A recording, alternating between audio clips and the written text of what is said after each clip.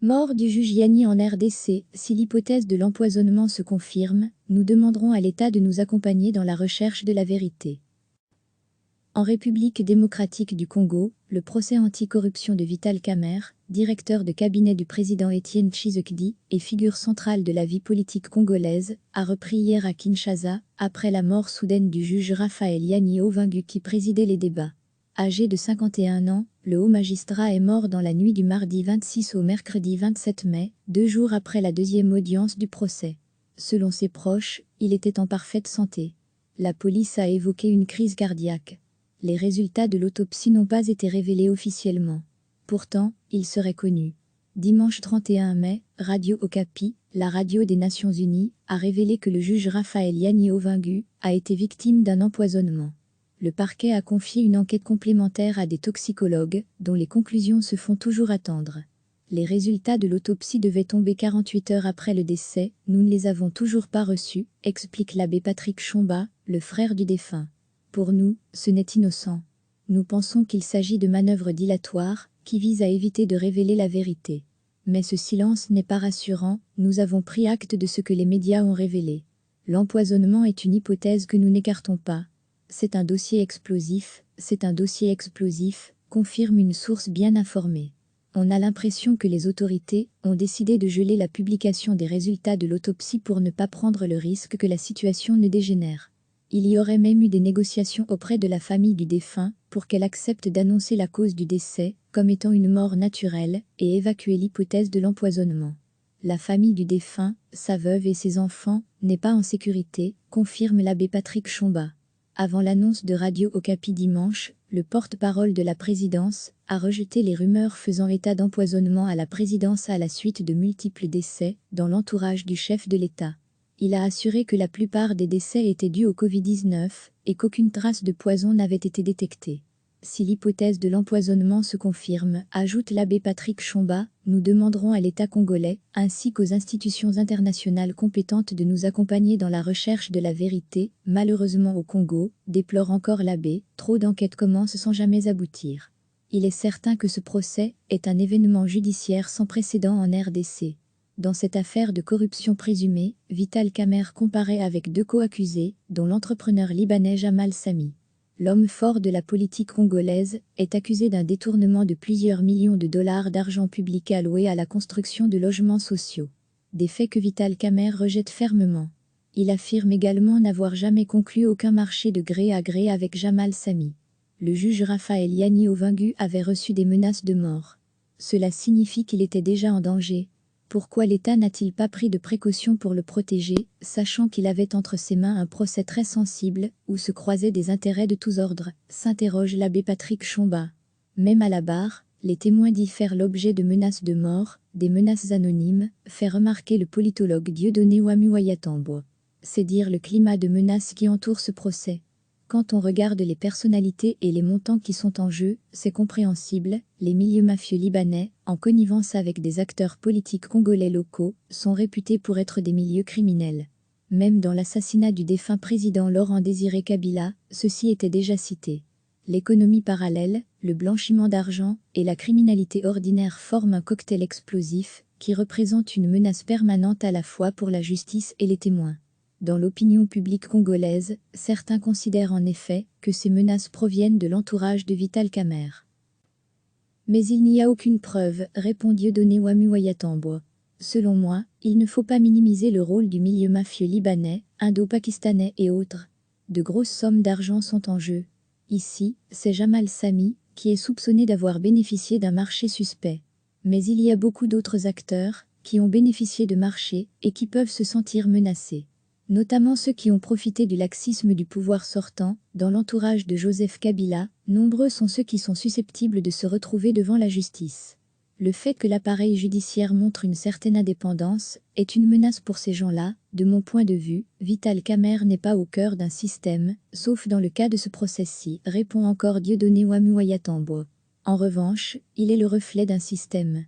Ces dernières années, les organisations de la société civile ont dénoncé les détournements de sommes colossales, notamment avec l'attribution illégale de marchés ou encore des crédits, qui n'ont jamais été remboursés. Les responsables sont connus, mais ils n'ont jamais eu à rendre de compte.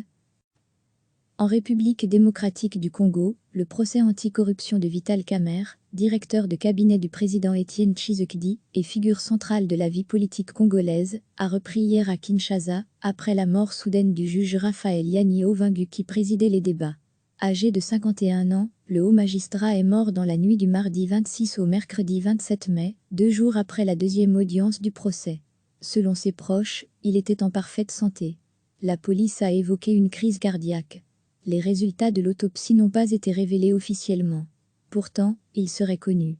Dimanche 31 mai, Radio Okapi, la radio des Nations Unies, a révélé que le juge Raphaël Yanni Ovingu a été victime d'un empoisonnement. Le parquet a confié une enquête complémentaire à des toxicologues, dont les conclusions se font toujours attendre. Les résultats de l'autopsie devaient tomber 48 heures après le décès, nous ne les avons toujours pas reçus, explique l'abbé Patrick Chomba, le frère du défunt. Pour nous, ce n'est innocent.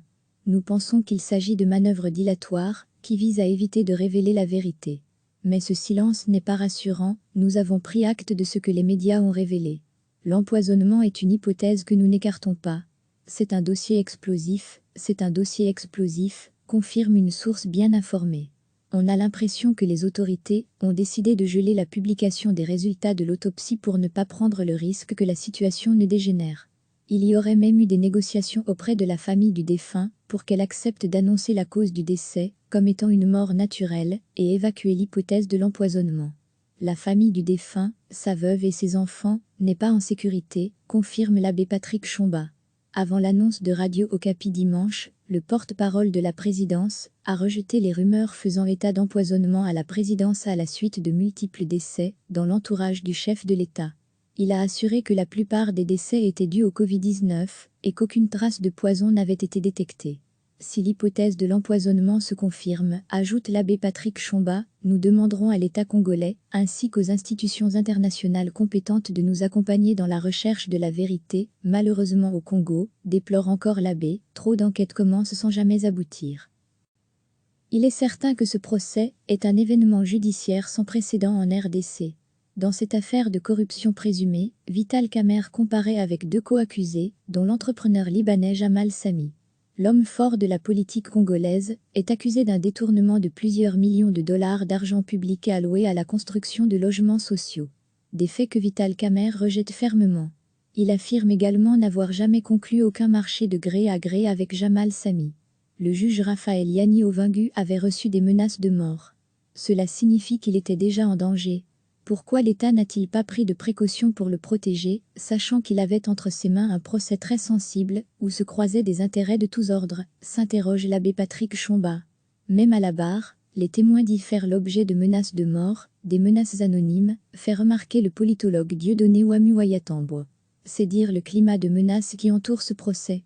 Quand on regarde les personnalités et les montants qui sont en jeu, c'est compréhensible, les milieux mafieux libanais, en connivence avec des acteurs politiques congolais locaux, sont réputés pour être des milieux criminels. Même dans l'assassinat du défunt président Laurent-Désiré Kabila, ceci était déjà cité.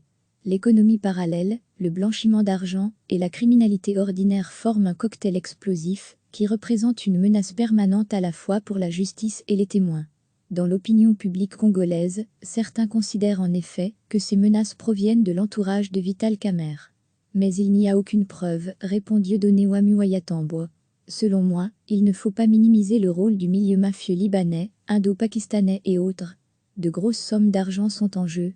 Ici, c'est Jamal Sami, qui est soupçonné d'avoir bénéficié d'un marché suspect. Mais il y a beaucoup d'autres acteurs, qui ont bénéficié de marchés et qui peuvent se sentir menacés. Notamment ceux qui ont profité du laxisme du pouvoir sortant, dans l'entourage de Joseph Kabila, nombreux sont ceux qui sont susceptibles de se retrouver devant la justice. Le fait que l'appareil judiciaire montre une certaine indépendance est une menace pour ces gens-là. De mon point de vue, Vital Kamerhe n'est pas au cœur d'un système, sauf dans le cas de ce procès-ci, répond encore Dieudonné Ouamu-Wayatambo. En revanche, il est le reflet d'un système. Ces dernières années, les organisations de la société civile ont dénoncé les détournements de sommes colossales, notamment avec l'attribution illégale de marchés ou encore des crédits, qui n'ont jamais été remboursés. Les responsables sont connus, mais ils n'ont jamais eu à rendre de compte. Cliquez sur s'abonner pour recevoir les dernières nouvelles.